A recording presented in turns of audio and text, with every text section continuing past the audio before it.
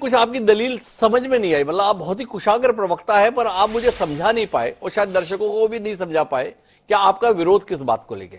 वो राष्ट्रीय मुद्दे अलग है, राज्य के मुद्दे अलग है।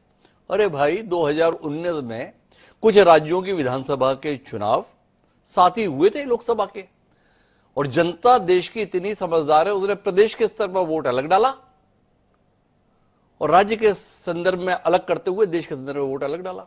और हमारा पड़ोसी राज्य उड़ीसा, उड़ीसा में भाजपा को ठीक ठाक सीटें मिली भाई सांसद के तौर पर, लेकिन पानी भी नहीं मांगा भाजपा ने प्रदेश के स्तर पर। नवीन पटनायक की सरकार लोगों को इतना भारी थी कि भाजपा को पानी भी ना मिला, कमोबेश ये हालत थी। तो देश की जनता की समझदारी का स्तर तो यह है। आपसे जानना केवल इतना है, विरोध इसलिए यह विचार नरेंद्र मोदी का है, और नरेंद्र मोदी जो भी करेंगे हम उसका खिलाफत करेंगे, हम उसका विरोध करेंगे, हम उसे स्वीकार नहीं करेंगे।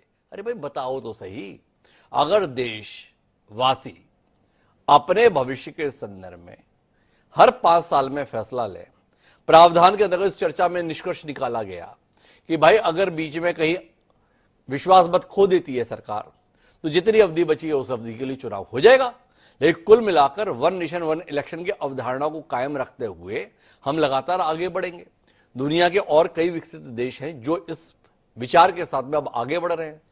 स्वीडन के संदर्भ में, जर्मनी के संदर्भ में, यहां तक तो छोड़िए इंडोनेशिया ने भी इसका अनुसरण कर लिया है। तो अब आपसे जानना यह था कि भाई कांग्रेस एक वैचारिक दल है, इसके पास एक ऐतिहासिक विरासत है।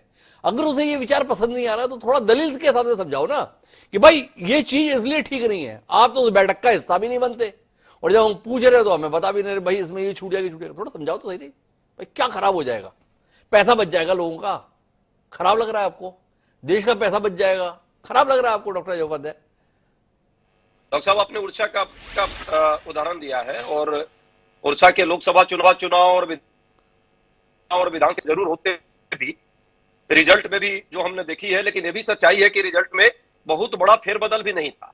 8 सीट आई है भाजपा को, 12 सीट मुझे लगता है कि जो सत्ताधारी दल है उनको आई है, और विधानसभा में उनको ज्यादा सीट आई, ये भी सच्चाई है। लेकिन दोनों जगह जो है बहुमत है वहां पे स्थानीय लीडर्स को, स्थानीय लीडर का वहां परिप्रेक्ष्य है।